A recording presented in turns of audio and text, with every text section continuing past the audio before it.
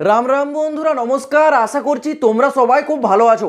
বন্ধুরা, India post office GDS যারা জানো না বলে রাখি, বর্তমানে জিডিএস এর অনলাইনে আবেদন চলছে। যারা যারা এখনো আবেদন করেনি আবেদনটা করে নিতে পারো আগামী 3 মার্চের মধ্যে। 3 মার্চ হচ্ছে লাস্ট ডেট। আর যারা আবেদন করে নিয়েছো তোমাদের মনে একটা বারবার প্রশ্ন আসছে যে দাদা জিডিএস এর রেজাল্টটা কবে জারি হবে? কারণ জিডিএস হচ্ছে একটা বিনা পরীক্ষার চাকরি, যেখানে কোনো পরীক্ষা হয় না। অ্যাপ্লাইয়ের পর সরাসরি মেরিট লিস্ট জারি হয়। সেই মেরিট লিস্টে যাদের নাম থাকে তাদের ডকুমেন্টস ভেরিফিকেশন করে চাকরিতে জয়েন করে দেওয়া হয়। তো তোমাদের সেই প্রশ্নটা বারবার আসছে যে জিডিএস এর রেজাল্ট বা মেরিট লিস্ট কবে আসবে। আজকে আমি তোমাদেরকে এটা একটু ক্লিয়ার করে বলবো জিডিএস এর প্রথম লিস্ট অর্থাৎ ফার্স্ট মেরিট লিস্ট কবে জারি হতে চলেছে। কিন্তু তার আগে তোমাদেরকে কয়েকটা জিনিস আগে ক্লিয়ার করে দিই। যারা জিডিএস এ অ্যাপ্লাই করে নিয়েছো বা যারা অ্যাপ্লাই করতে চলেছো, তোমরা সকলে জানো অ্যাপ্লাই লাস্ট ডেট কবে আছে। লাস্ট ডেট আছে আগামী 3 মার্চ 2025। ঠিক আছে।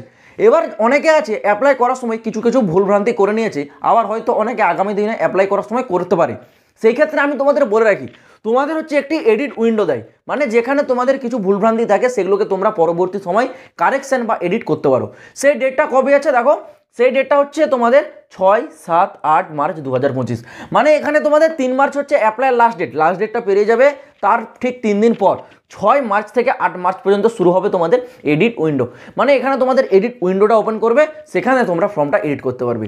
এবার একটা কথা মাথায় রাখো, যদি সত্যি তোমাদের এডিট করার প্রয়োজন হয় তবেই তোমরা এডিট উইন্ডোর যে অপশনটা আসবে সেখানে তোমরা ক্লিক করে এডিট উইন্ডোটা ওপেন করবে। যদি তোমাদের এডিটের কোনো প্রকার প্রয়োজন না হয়, তোমরা কেবল চেক করার জন্য এডিট উইন্ডোটা ওপেন করো, তাহলে কি হতে পারে আমি বলে রাখি। দেখো, যদি তোমরা চেক করার জন্য এডিট উইন্ডোটাকে ওপেন করো, কোনো কিছু এডিট না করে আবার যদি সেটাকে সাবমিট করে দাও, তাহলে সেই ক্ষেত্রে তোমার ফর্ম রিজেক্ট হয়ে যাবে। এটা কিন্তু একেবারে স্পষ্টভাবে তোমাদের জানিয়ে দিচ্ছি। যদি এডিট করার থাকে তবে এডিট উইন্ডো ওপেন করবে। এডিট উইন্ডো ওপেন করলে কিছু না কিছু পরিবর্তন করতেই হবে, একেবারে 100% এটা সত্যি কথা। কিছু না কিছু পরিবর্তন করতেই হবে, তবেই তোমরা সাবমিট করবে। যদি কিছু পরিবর্তন না করে হুবাহু যা ছিল তোমরা একবার চেক করে সেটাকে আবার সাবমিট করে দিয়েছো, তাহলে তোমার ফর্ম যেটা অ্যাপ্লাই করেছিলে সেটা সরাসরি রিজেক্ট, একেবারে বাতিল করে দেওয়া হবে। তো যাদের প্রয়োজন তারাই এডিট উইন্ডোর অপশনটা ক্লিক করবে, না হলে কিন্তু কেউ এডিট উইন্ডোতে ক্লিক করতে যাবে না। বুঝতে পারলে? এবার যখন তোমরা এডিট করতে যাবে, এডিট কিন্তু তোমরা সব কিছু করতে পারবে না। কয়েকটা জিনিস তোমাদের কোনো পরিবর্তন করতে পারবে না। কি কি জিনিস দেখো, আমি লিখে দিয়েছি কোন কোন জিনিসগুলো তোমরা পরিবর্তন করতে পারবে না। সর্বপ্রথম তোমাদের রেজিস্ট্রেশন নাম্বার। তোমরা রেজিস্ট্রেশন করার সময় তোমাদের যে রেজিস্ট্রেশন নাম্বারটা ক্রিয়েট হয়েছে, একটি সংখ্যাও তোমরা পরিবর্তন করতে পারবে না। এটা যা আছে তাই থাকবে। তোমাদের মোবাইল নাম্বার, এটাও কোনো পরিবর্তন হচ্ছে না। যেই মোবাইল নাম্বারটা দিয়ে তোমরা রেজিস্ট্রেশন করেছো, আমি কিন্তু রেজিস্ট্রেশন করার আগে অনেক আগে বলে দিয়েছিলাম যে নতুন তোমরা একটা সিম তোলো নিজের নামে এবং সেই নাম্বারটা দিয়ে তোমরা অ্যাপ্লাই করো, কারণ এখানে বিভিন্ন মেসেজ ইমেল আসতে থাকবে, এই কারণেই বলেছিলাম। তো যারা নিজের নাম্বার দিয়েছো খুব ভালো, যারা বাবা মার নাম্বার দিয়েছো ভাই, ওটাকে তোমাদেরকে সবসময় কিন্তু কাছে রেখে চেকটেক করতে হবে। ঠিক আছে। তো মোবাইল নাম্বার কোনো পরিবর্তন হবে না, আর হবে না তোমাদের ইমেল আইডি। যে ইমেল আইডিটা তোমরা দিয়েছো এই ইমেল আইডিও কোনো পরিবর্তন হবে না। এবার বাকি যা যা ডিটেলস আছে, তোমার নামের স্পেলিং, তোমার বাবার নামের স্পেলিং, তোমার আধার কার্ড নাম্বার, তোমার মাধ্যমিকের যে নাম্বারগুলো বসিয়েছো কত পার্সেন্টেজ কি পেয়েছো, সেটাও কিন্তু ইন ফিউচার তোমরা এডিট করতে পারবে। ইভেন তোমরা যদি চাও তোমাদের ডিভিশন বা সার্কেল পরিবর্তন করতে, সেটাও তোমরা পারবে। তো বুঝতে পারছো, যা যা পরিবর্তন সবই পারবে এই 3টে জিনিস ছাড়া। Registration number, mobile number, email ID, এই 3টে জিনিসে কোনো পরিবর্তনটা আসবে না। এইবার বলে রাখি জিডিএস এর রেজাল্টটা তোমাদের কবে জারি হবে।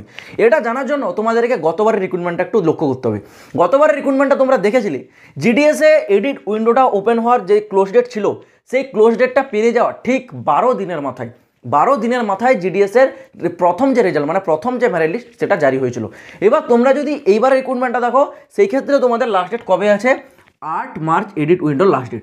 এর যদি তোমরা 15 দিন দেখো, তাহলে তোমাদের কাছে আসবে কত না, সামথিং তোমাদের ওই 20-22 মার্চ তোমাদের আসবে। ওকে, 20-22 মার্চ নাগাদ তোমাদের কিন্তু লাস্ট ডেটটা আসবে। মানে তোমরা মোটামুটি ধরে রাখো তোমাদের জিডিএস এর যে প্রথম মেরিট লিস্ট, সেটা এক্সপেক্টেড, মানে আনুমানিক একটা সম্ভাবনা হিসেবে আমি বলে রাখছি, অ্যাপ্রক্স 25 মার্চ। ঠিক আছে, 25 মার্চ 2025-এর দিকে তোমাদের কিন্তু জিডিএস এর প্রথম মেরিট লিস্টটা জারি হতে পারে। কিন্তু এটা কিন্তু কনফার্ম ডেট নয়, আমি তোমাদেরকে জাস্ট একটা এক্সপেক্ট হিসেবে বলে রাখছি। এবার যদি তোমাদের 25 মার্চ জারি হয়, তখন কি হবে, 25 মার্চ জারি হওয়ার যেদিন জারি হবে সেদিন থেকে তোমাদের ডকুমেন্টস ভেরিফিকেশন শুরু হবে, এবং ঠিক তারপর 20 দিন তোমাদের ডকুমেন্টস ভেরিফিকেশন চলবে। ন্যূনতম তোমাদের 15 দিন টাইম দেওয়া হয়, কিন্তু এক্সট্রা 5 দিন নেওয়া হয় কিসের জন্য, যদি যেতে কেউ লেট করে বা কারো যদি কোনো কিছু সমস্যা হয় সেই জন্য এক্সট্রা 5 দিন নেয়। মানে মোটামুটি 20 দিনের সময় থাকে। সেই 20 দিন পর তারপর তোমাদের আরও 5 দিন এক্সট্রা নেবে, মানে মোটামুটি 1 মাস। তারপর তোমাদের আবার একটা নেক্সট লিস্ট জারি হবে।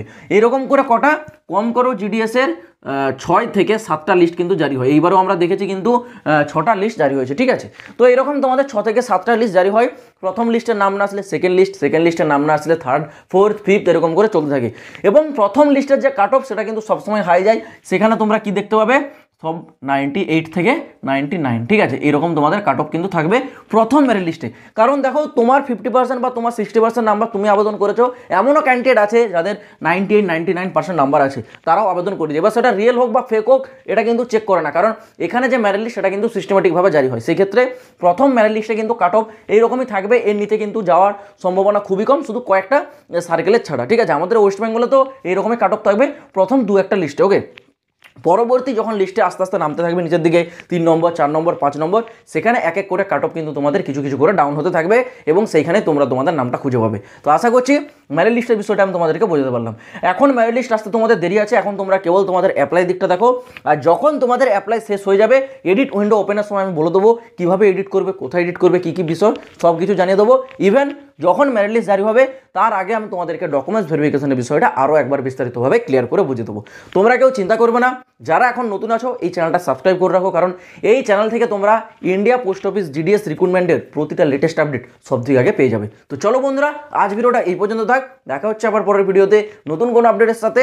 জয় হিন্দ, বন্দে মাতরম।